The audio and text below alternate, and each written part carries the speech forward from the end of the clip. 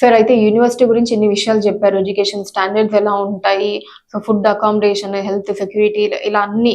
So okay fine, నాకు I'm very much interested as a parent గా ఆ వ్యూలో ఆలోచిస్తే to join the kid. Fine, join చేశాను యూనివర్సిటీలో. అండ్ ఆ తర్వాత నాకు వచ్చే ఇంకొక క్వశ్చన్ ఏంటి అంటే అబౌట్ ప్లేస్మెంట్స్. సో ఏంటి ఇంత కష్టపడి ఓకే జాయిన్ చేస్తున్నాము ఫైన్, సో ప్లేస్మెంట్ ఎలా ఉంటాయి, ఏ విధంగా ఉంటాయి, ఎడ్యుకేషన్ కంప్లీట్ అవుతుంది అనగా ఇంకా అక్కడే జాబ్ కొట్టేసే ఛాన్స్ ఉంటుందా? ప్రతి పేరెంట్ కి ప్రతి స్టూడెంట్ కి ఉండే ఒక కళ ఏంటి అంటే, పేరెంట్ పాయింట్ ఆఫ్ వ్యూలో వాళ్ళ అబ్బాయి అమ్మాయి 4 సంవత్సరాల గ్రాడ్యుయేషన్ అవ్వగానే మా స్టూడెంట్ ఖచ్చితంగా మంచి కంపెనీలో ప్లేస్ అవ్వాలనే ఒక ఆలోచన అయితే ఉంటుంది. సో ఇక్కడ ఒక పాయింట్ నేను స్ట్రెస్ చేయాలనుకుంటుంది ఏంటంటే మేడం, మెయిన్గా ఏ స్టూడెంట్ అయినా కూడా, నేను ఇందాక చెప్పాను ఒక పాయింట్, లైక్ ఎలా అంటే వాళ్ళ ఇంట్రెస్ట్ని బట్టి తీసుకునే కోర్స్ ఉంది, చాలా ఇష్టంగా చదువుకుంటారు. బట్ ఆ ఇష్టంగా చదువుకునే దాంట్లోనే ప్రాక్టికల్ ఓరియంటెడ్లో కానీ స్టూడెంట్ చదువుకున్నాడు అంటే 100% he will succeed.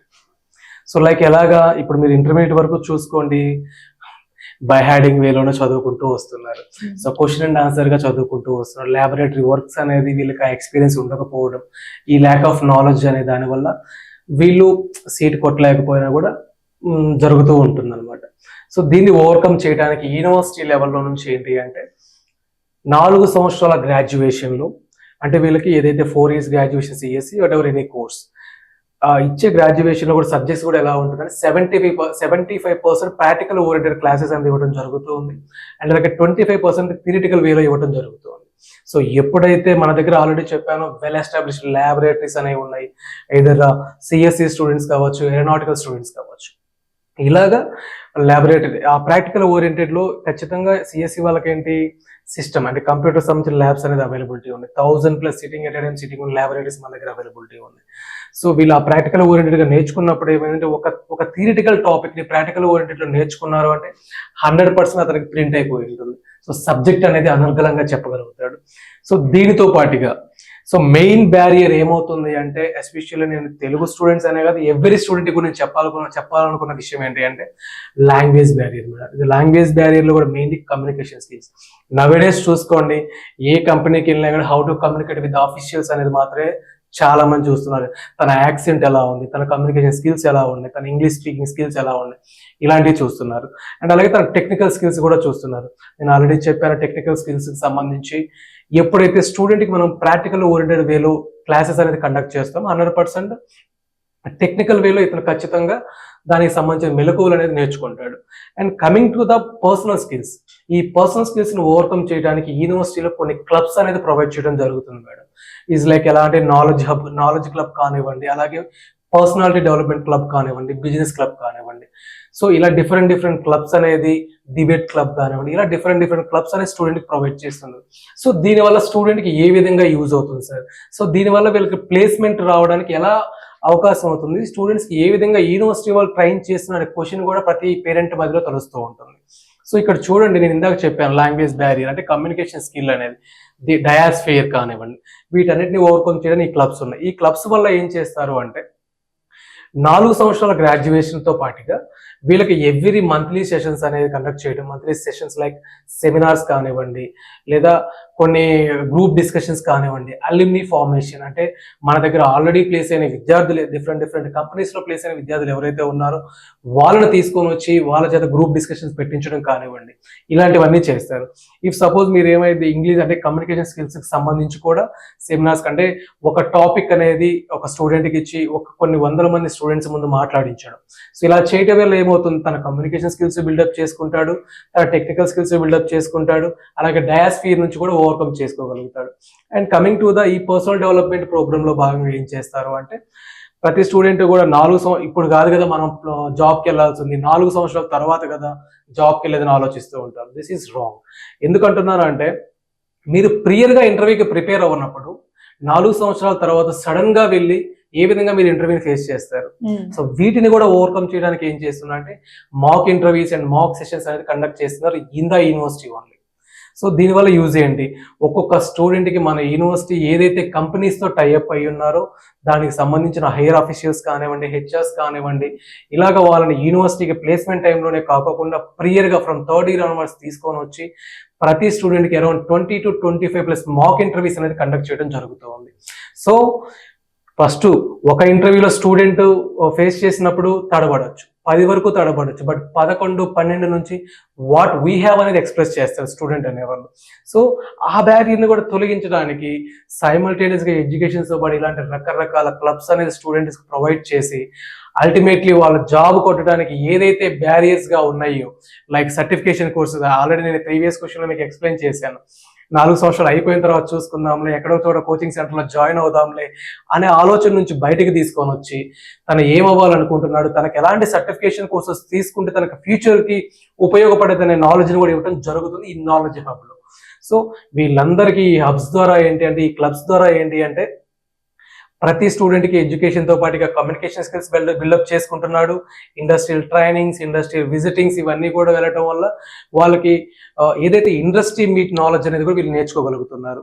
So personal డెవలప్మెంట్లో భాగంగా మాక్ ఇంటర్వ్యూస్ కానివ్వండి, మాక్ సెషన్స్ అనేది కండక్ట్ చేయడం వల్ల రేపు ఇంటర్వ్యూ ఈజీగా క్రాక్ చేయడానికి అవకాశం ఉంటుంది. ఇవాళ ఒక 10 lakhs 15 lakhs తీసుకోగలిగే స్టూడెంట్స్ ఓన్లీ 5 lakhsకే జాబ్ చేస్తున్నాడు అంటే because of lack of knowledge in communication skills, in technical skills అనే డ్యామ్ షూర్ చెప్పగలను. ఎంతమంది స్టూడెంట్స్ లేదండి బీటెక్ కంప్లీట్ అయిపోయి ఇంగ్లీష్ రాక లేదా టెక్నికల్ స్కిల్స్ లో ప్రావీణ్యం లేక చాలా మంది ఏదో ఒక కోచింగ్ సెంటర్లో మళ్ళీ ఇంగ్లీష్ కోచింగ్ సెంటర్ తీసుకోనో లేకపోతే ఒక టెక్నికల్ కోర్సుకు సంబంధించి కోచింగ్ తీసుకోనో జాబ్ కోసం వెయిట్ చేస్తూ ఉన్నారు. సో ఇలాంటివన్నీ కూడా బ్యారియర్ అవ్వకూడదు. బట్ నేను ఫస్ట్ స్టూడెంట్కి చెప్పేది ఏంటంటే, మీ 4 సంవత్సరాల life period duration of the course period ఏదైతే ఉందో మీ ఎడ్యుకేషన్తో పాటు వీటి మీద ఫోకస్ చేయడం వల్ల రేపు మీకు ప్లేస్మెంట్ తెచ్చుకోవడం ఇవి బ్యారియర్ అవ్వకుండా ఉంటాయి. అండ్ నేను మళ్ళీ కూడా చెప్తాను ఇంకో చిన్న విషయం, మీరు అన్ని రకాల యాక్టివిటీస్, కల్చరల్ యాక్టివిటీస్ ప్రొవైడ్ చేస్తున్నారు, గేమ్స్ ఆడాలి, ప్రతి దాంట్లో ఇన్వాల్వ్ అవ్వాలి. But at the same time future is most important than anything. ఎందుకంటే మన ఈ 4 సంవత్సరాలు చదువుకునే బీటెక్ ఆర్ ఎనీ కోర్స్ అయినా అవ్వచ్చు, మన 70 సంవత్సరాల జీవితాన్ని, మన ఫర్దర్ లైఫ్ ని డిసైడ్ చేస్తుంది. సో 100% మనం చదువుతో పాటు ఈ technical skills and communication skills అనేది నేర్చుకోవడం ఎంతైనా ఇంపార్టెంట్ అని నేనైతే చెప్పగలను. Fine sir. అండ్ అలానే రఫ్ గా ఏదైనా చెప్పాలి అంటే ఎన్ని కంపెనీస్ తో టైఅప్ అయి ఉంది యూనివర్సిటీ, అంటే ఎన్ని ఫిగర్ ఎంత చెప్తారు? యా మ్యామ్, ఇప్పుడు నథింగ్ బట్ ఇప్పుడు సపోజ్ మన యూనివర్సిటీ తీసుకుంటే ఆల్మోస్ట్ 150+ MNC కంపెనీస్ తో టైఅప్ అయి ఉంది. ప్రోడక్ట్ అండ్ సర్వీస్ బేస్డ్ చూసుకున్నప్పుడు only for CSE and CSE specialization సంబంధించిన సాఫ్ట్వేర్ కంపెనీస్ 150+ కంపెనీస్ ఉన్నాయి. And remaining courses also around 70+ companies అనే టైఅప్ అయింది. అండ్ ఈవెన్ నేను ఇందాక చెప్పాను life sciences, management, even commerce కానివ్వండి, ఆర్కిటెక్చర్ సంబంధించి ఆల్మోస్ట్ 50+ కంపెనీస్ తో టైఅప్ అయ్యింది. సో అన్ని రకాలుగా యూనివర్సిటీలో స్టూడెంట్ కి సదుపాయాలు కల్పించడం జరుగుతుంది. బట్ దాన్ని ఎవరు ఏ విధంగా యూజ్ చేసుకుంటారు అనేది main important. And coming to not only వీళ్ళకి, నేను ఇందాక మీకు చెప్పానండి పర్సనల్ డెవలప్మెంట్ లో భాగంగా ఇండస్ట్రియల్ ట్రైనింగ్స్ ఉంటాయి అని చెప్పాను. సో ప్రతి స్టూడెంట్స్ కూడా ఫ్రమ్ సెకండ్ ఇయర్ ఆన్వర్డ్స్, అంటే డిపెండింగ్ అపాన్ ద వాళ్ళ కోర్స్ కరికులం సంబంధించి అండ్ అలాగే వాళ్ళు ఏ బ్రాంచ్ తీసుకున్నారు దానికి సంబంధించి ఇండస్ట్రీని మీట్ అవ్వడానికి దానికి సంబంధించిన క్లాసెస్ కండక్ట్ చేస్తున్నారు. అండ్ అలాగే ఇండస్ట్రీ విజిటింగ్స్ కి తీసుకెళ్తున్నారు. సపోజ్ ఏదో సమ్ ఎక్స్ కంపెనీ ఉంది, అక్కడికి తీసుకెళ్ళడం వల్ల ఏమవుతుంది, సో అక్కడ అఫీషియల్ ఏ విధంగా ఉన్నారు, అక్కడ ఏ విధంగా వర్క్ అనేది జరుగుతుంది అనేది డైరెక్ట్ గా చూసినప్పుడు వాళ్ళకి కొంత అనుభవం వస్తుంది. సో నేను ఈ విధంగా చదివితే ఇక్కడ ప్లేస్ అవ్వగలను. ఇలాంటి ఇండస్ట్రియల్ విజిటింగ్స్ ఇచ్చి, ఇండస్ట్రియల్ ట్రైనింగ్స్ ఇచ్చి ప్రతి స్టూడెంట్ ను కూడా ప్లేస్ అయ్యే విధంగా ప్రొవైడ్ చేయడం జరుగుతుంది ఈ సంజయ్ గౌడావతి యూనివర్సిటీలో. Fine sir. అండ్ అలానే నేను ఇంకొక విషయం కూడా విన్నాను, మన Indian women cricket team vice captain Smriti Mandhana గారు మీ యూనివర్సిటీలో చదువుతున్నారు అని చెప్పి. Yes madam, yeah, Smriti Mandhana గారు మా యూనివర్సిటీలో BBS సెకండ్ ఇయర్ చదవటం జరుగుతూ ఉందండి. BBS సెకండ్ ఇయర్ తను Indian captain and vice captain and RCB captain. So తను కూడా స్మృతి మందన్న గారు ఈ మన యూనివర్సిటీలో BBA చేస్తున్నారు. So it's a very good thing for us, because ఎందుకంటే అంటే ఇప్పుడు ఆ లెవెల్ ఆఫ్ టీచింగ్ మేము మీట్ అయినప్పుడే కదా స్టూడెంట్ కి మేము ఇవ్వగలుగుతున్నాము. సో ఆ లెవెల్ ఆఫ్ టీచింగ్ ఎప్పుడైతే మీట్ అయ్యామో, నెంబర్ ఆఫ్ మేము ఎప్పుడు కూడా నెంబర్ ఆఫ్ సెలబ్రిటీస్ ఉన్నారు 100% చెప్పుకుంటాం, చాలా మంది చదువుకుంటున్నారు. బట్ ప్రతి స్టూడెంట్ కి కూడా కరికులం బేస్డ్, ఏదైతే ఇండస్ట్రియల్ బేస్డ్ కరికులం ప్రొవైడ్ చేయడం అనేది మా యూనివర్సిటీకి చాలా ఇంపార్టెంట్. అల్టిమేట్లీ వాళ్ళు ప్లేస్ అవ్వడం అనేది చాలా ఇంపార్టెంట్. సో నేను చాలా గర్వంగా చెప్పగలిగిందా 2025 92% అనేది ప్లేస్మెంట్ పర్సంటేజ్ ఉంది ఇన్ సంజయ్ గౌడవతి యూనివర్సిటీలో. అసలు ఎక్సలెంట్ ట్రాక్ రికార్డ్. ఎగ్జాక్ట్లీ ఏదో మహేష్ బాబు గారి dialogue actually all time record. ఇక్కడ అంటే కొంతమంది అంటారు మరి మిగతా 8% ఏమైంది సార్. నేను అదే చెప్తున్నా, ఎవరైతే యూజ్ చేసుకుంటున్నారో ఇక్కడ ఏంటంటే I'm not talking about highest packages అండి. ఎందుకంటే ప్రతి యూనివర్సిటీకి కొన్ని ల్యాక్స్ ఆఫ్ ప్యాకేజెస్ మీన్స్ ఒక స్టూడెంట్ ఉన్న కెపాసిటీని బట్టి 80 lakhs అవ్వచ్చు, 1 CR అవ్వచ్చు, 1.5 CR అవ్వచ్చు. I'm not talking about highest package students. ఎందుకంటే వాళ్ళు నెంబర్స్ లోనే ఉంటారు, అరౌండ్ 10 or 15 or అరౌండ్ ఒక 100 members. బట్ 92% అనేది ఎంటైర్ సిఎస్సి లో ఉన్న స్టూడెంట్స్ అందరూ ప్లేస్ అవుతున్నారంటే ఎలాంటి ఇండస్ట్రియల్ బేస్డ్ కరికులం మెయింటైన్ చేస్తున్నారో మీరు అర్థం చేసుకోవాలి. అండ్ అలాగే వాళ్ళకి ఎలాంటి పర్సనల్ డెవలప్మెంట్ స్కిల్స్ ఇస్తున్నాం అనేది మీరు అర్థం చేసుకోవాలి. సో ఈ విధంగా ఇవ్వటం వల్లే ఎంతో మంది సెలబ్రిటీస్ అవ్వచ్చు, నార్మల్ స్టూడెంట్స్ అవ్వచ్చు, మన యూనివర్సిటీలో చదువుకోవడానికి చాలా ఇంట్రెస్ట్ చూపిస్తున్నారు.